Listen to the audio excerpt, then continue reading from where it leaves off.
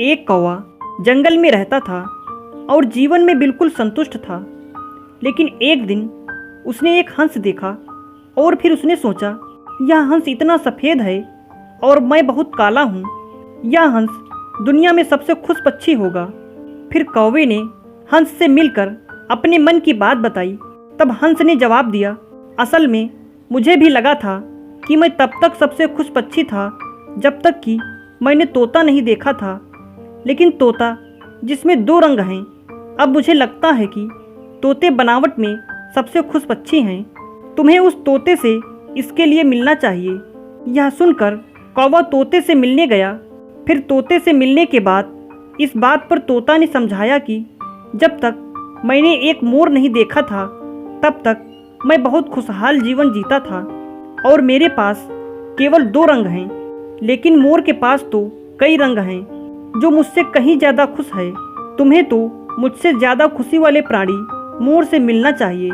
फिर तोते की बात को मानते हुए कौवा मोर से मिलने चिड़ियाघर में चला गया और वहाँ देखा कि सैकड़ों लोग उस मोर को देखने के लिए इकट्ठे हुए थे। लोगों के जाने के बाद कौवा ने मोर से बात की और कहा कि प्रिय मोर, तुम बहुत सुंदर हो। तुमको तो हर दिन हजारों लोग देखने के लिए आते हैं, जबकि लोग मुझे देखते हैं तो वे तुरंत मुझसे दूर चले जाते हैं या मुझे मारकर दूर भागते हैं। मुझे लगता है कि आप इस धरती पर सबसे खुश पक्षी हो।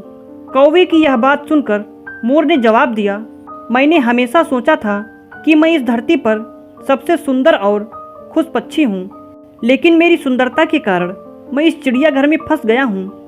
मैंने चिड़ियाघर की बहुत सावधानी से जांच की है और मुझे एहसास हुआ है कि कौवा एकमात्र पक्षी है जो पिंजरे में नहीं रखा जाता है।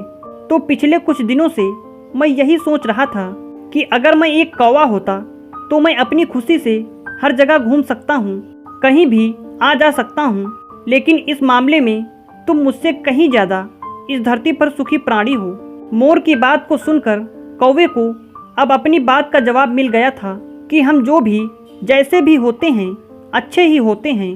बस दूसरों को देखकर लगता है कि वह हमसे ज़्यादा खुश है, लेकिन ऐसा कुछ नहीं है। और इसके बाद कौवा खुशी खुशी फिर जंगल की तरफ उड़ गया। अगर आपको हमारी कहानी अच्छी लगी तो लाइक और शेयर ज़रूर करें और ऐसे ही कहानियाँ सुनने के लिए हमारे चैनल को सब्सक्राइब करना बिल्कुल ना भूलें।